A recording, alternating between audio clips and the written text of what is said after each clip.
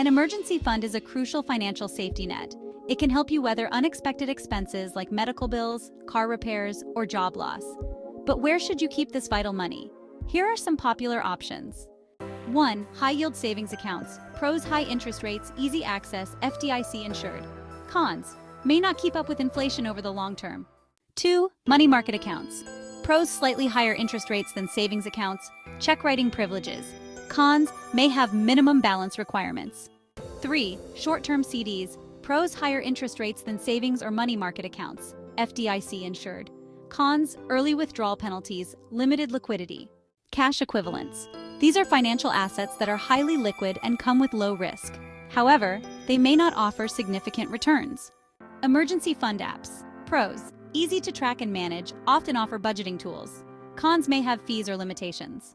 Factors to consider when choosing a location. Accessibility. How easy is it to access your funds in case of an emergency? Interest rate. Will your money earn a competitive interest rate? Fees. Are there any fees associated with maintaining the account? Insurance.